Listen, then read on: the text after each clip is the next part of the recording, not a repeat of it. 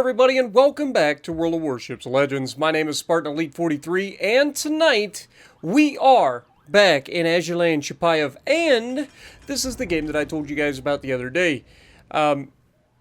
This is the better of the two games that I had in the Chapayev, but I wanted to show you guys the first game to show you guys just how like close the game was to being a loss. That was a fun game. Brought it back right at the very end. This one, however, is going to be slightly different. This may come to a surprise to you guys, but do you know why I don't play cruisers that often? Yeah, so here's the deal. I don't always make the most smart decisions in the world, and I tend to be a little too aggressive for my own good. And when you couple that with a ship that is capable of being removed at any moment with a single salvo from a battleship, you can kind of see why I don't generally play cruisers all that often. I do love playing cruisers. Cruisers are so much fun because the excitement factor is there. Like being able to like punish battleships, ruin destroyers, capture bases, move around the map willy-nilly. They do have a lot of good going for them. However, they also have the unique ability to be removed at any moment if you screw up. And yeah, this game is going to be no different. This is be one of those times where I get into a fight early on, and because of my own ineptitude, I lose all of my hit points. But unlike battleships, cruisers have the unique ability to disengage and choose when to re-engage. And that is one of the biggest strengths that you can have in this game. And with their lobbing fire, they also have the unique ability to find cover. Now you can see our HE's tearing this hipper up. I would love to use AP, and you can see I'm loading AP, thinking that if this guy gives me a chance, I'm going to smack him. You can see he is actually thinking about it. He slows down a little bit, gets touched by one of our battleships. Our AP's on the way, and we get a nice little chunk with the AP as well. So this hipper is starting to feel like some type of way here. But yeah, we've already lost a chunk of our health, so we're going to go ahead and use one of our heals. Now remember, we're running reload on this thing more than the fully packed, so we don't have the extra heal. We only get 2 of them. So keep that in mind. But you can see here, we're having to go around the island. Hipper does go down, though. Harbin manages to finish him off. Maybe it was Harbin that was doing the majority of the damage there instead of one of the battleships, but I'm pretty sure a battleship touched him early. Now, you can see where the battleships are on this map. You can also see that somebody is in the cap. So we're going to try to move ourselves into a position to potentially, put some fires on, literally, put some fires on these battleships over the top of the islands as much as we can. And also support the destroyer that's in the cap contesting. If we can potentially help him out, then I like our odds in this game. Because we already have A, even though the enemy is starting to encroach on A. We already have a bit of a points advantage. So that's going to dictate what we can and can't do in this match. But again, very shortly I'm going to make a huge, huge mistake. And that is getting a little too arrogant at my dodging ability. And it always comes down to the same thing that gets me in trouble. And so when we get there, I'll talk about it. Now here you can see Kagero gets spotted. We're going to go ahead and target him immediately. Try to get rid of him as quickly as we can. Shots are downrange and they're on target. I mean, that's a solid hit. 5 hits on a destroyer from this range with floaty shells. You'll love to see it. But he goes dark, unfortunately. Our destroyer decides to smoke up. And so we have nothing that we can do about it. So we're going to try to close the distance, get into range, maybe radar this guy. You can see the battleship New Jersey starting to take shots at us. Why is that important? Because battleship New Jersey hurts real bad. But here you can see we are in range to radar this guy, so we go ahead and get that going. Our destroyer was in a smoke screen, now he's not. Our shot falls short because he turns away, and unfortunately we're not going to be able to land too many more shells here. Very close to getting rid of this guy, just not quite able to finish him off. But, yeah, New Jersey getting a little too close for my comfort. Being within 15 kilometers of the battleship New Jersey just seemed like a bad day for me in a cruiser. So, we're going to try to keep that range advantage and start burning this man to the ground. I'm going to try to use my own teammate's smokescreen. You can see here, putting the smoke between me and the bad guy, I get that smoke firing penalty. A lot of people think that you have to be in the smoke to get the smoke firing penalty, and while it does help, as long as there's nobody outside of the smokescreen coverage that can spot you line of sight, all you have to do is have the smoke between you and the one guy that could spot you. So we got a couple of shots out before the destroyer got outside of the smokescreen area, but now that the destroyer's outside, he's lighting us up again. You can see New Jersey's backing up. He clearly realizes that he's in trouble. Like, he's got everybody shooting at him. He's got me and potentially 3 battleships shooting at him. He takes a shot at me, of course, because, you know, that's what you do.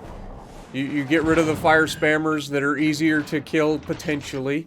And, yeah, this is one of those situations where you make the turn hoping for the best. This isn't the best turn to make. He's inside 13. He has decided to charge forward now. Our battleship buddies are tearing him up. He has dodged the torpedoes, unfortunately. And he's about to unleash a full broadside potential, and I slam on the brakes. I'm like, okay, we'll be fine. We'll just slam on the brakes. They go right past us. Wrong! This man can't shoot! And it gets me every freaking time. But we set him on fire. We have lost all our hit points. We just triggered a last heal to keep us a little bit of health. But yeah, every time I think that if I just jam on the brakes, the shells will go flying past me, that's the salvo that the person decides that they can't aim for crap and they aim 30 feet behind me, or 30 yards behind me, so I slow down and run right into them. So here you can see, I'm like, I ain't making the same mistake twice. We're just going to get skinny and pull away from it. And sure enough, his aim is terrible and he manages to miss us. It's one of those situations, every single time that I hit the brakes, thinking that I can make somebody miss, every time it hits me. Every time. And it always is like devastating hit. It's like, it's always a citadel, it's just terrible. So, these are the moments where you like, okay, well, I've screwed up. Now I've got to play perfect for the rest of the game, okay? And this is one of those situations where, like, you've got no choice, and he gets a couple of more good pins through the back door on me. Unfortunate. But we're going to continue to just beat away at him, hoping our battleship buddies can help finish him off. We have taken the majority of this guy's health, personally. And you can see he's starting to run, he's getting his rear guns involved, he's throwing everything he's got at us. He really wants to get rid of me. Unfortunately for him, he's not going to. And that's just going to lead to his inevitable demise as we get another perma-fire on him. He lands a couple of more shells on us, and he gets us down to 1,600 damage. Like, we have 1,600 health for the rest of the game. And we don't run will to rebuild on a cruiser or anything like that. Most cruiser commanders don't even have will to rebuild. But it's just one of those things. I have 1,600 hit points. There's 7 minutes left in this match. Now, our team has the points advantage. That gives us a bit of a opportunity to get away with some things that we wouldn't normally. We can play a lot more passive. And we don't have a choice. If we go in on anything, a destroyer could kill us in 2 salvos, potentially. Maybe even 1 if he gets a good salvo into the superstructure. Battleships, easy. 1 pin can kill us. Like, just, it's not a good time, is what I'm saying. So we cannot afford any more mistakes. Now, we've put up a pretty solid game up to this point. 94,000 damage done. Our team has both of their destroyers left. The enemy has lost 1 of their destroyers. And the only destroyer that's left for the enemy team is the Kagura that we took all the health from. So at this point, I get to use this island, or these islands in this map. This map is very cruiser friendly in terms of island cover. A lot of low shelf islands that allow you to lob from distance. And for battleships, you've got to be aware of this. You've got to keep yourself in positions that you're not going to be able to be farmed by cruisers like me. And for cruisers, it's your job to not just sit behind a single island, but put yourself in position to take advantage of crossfires and those lobs against those battleships. Now here you can see I get spotted, so the destroyer's over here somewheres. You can see the smoke screen, and he's running away, but he's in trouble. He's got 2 destroyers chasing him down. But for cruisers, it's your job to not just sit in one spot. Okay, you've got to work. You've got the ability to sneak around the map at will, and as long as you play smart, you'll be able to farm the battleships on the map from just about anywhere. There's plenty of crossfire opportunity. This is a very small map for high-tier ships. So, moving around from island to island, putting yourself in a position where you can continuously pump out damage and damage over time with fires is huge. And we're going to showcase that for the rest of this match. But also, keep in mind, the enemy has won the ACAP, and they are starting to push back towards me as well. So I've got to be aware of that. But look at these little islands. You see what I'm saying? These islands are literally perfect for hiding behind and doing cruiser Bernie Downy things. I know, that's a very technical term. A lot of people don't know it.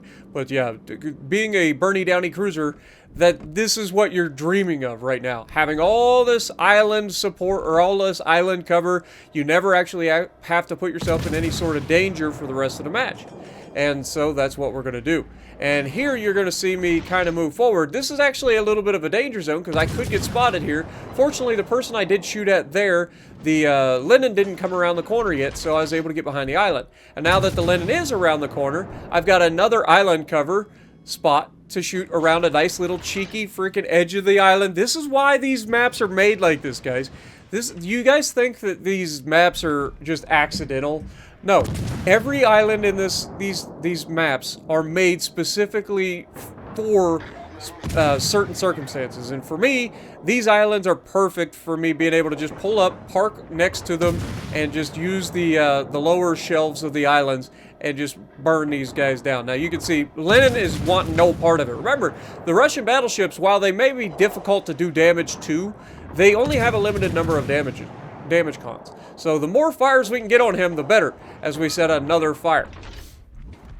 And as a Russian battleship, you've got to use those damage cons wisely. As we set a second fire on that Lenin, and Vladivostok comes around the corner, freaking broadside as you can get. If I'm in a battleship right now, this is guaranteed kill. Like, you do not pass go, do not collect $200 in this situation if you're in a Vladivostok. You cannot go broadside like this. And you can see I get the bow fire there on the Vladdy. He immediately extinguishes it. Big surprise. He is very low health, so at this point, he's just trying to survive. Unfortunately for him, Kansas says no. And if you look, we're actually at 120,000 damage right now. The Lenin has completely f***ed off, so we've got nothing to do there. But look, we're not alone here. We've got a Bismarck down this way. We've got a cruiser, which is a Wichita. We have another cruiser, which I believe is a Belfast 43 that's out here. So we've got to be careful. But if we can get to a position, we can potentially help our teammate out.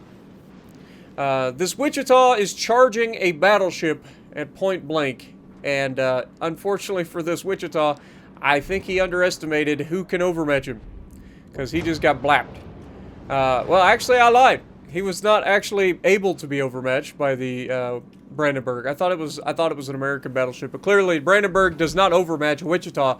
However, charging a torpedo battleship when you have no torpedoes, probably not the best play. But here you see Belfast spotted in the open. We take a shot on his last known as we use the island for cover again. Getting ourselves behind the next set of islands, allowing ourselves to move up, and allowing ourselves to continue to be in a position where we can continuously pump out damage is a big deal. Now, the Lenin gets spotted on my left again. If you're paying attention to the minimap, you can see there's the Lenin.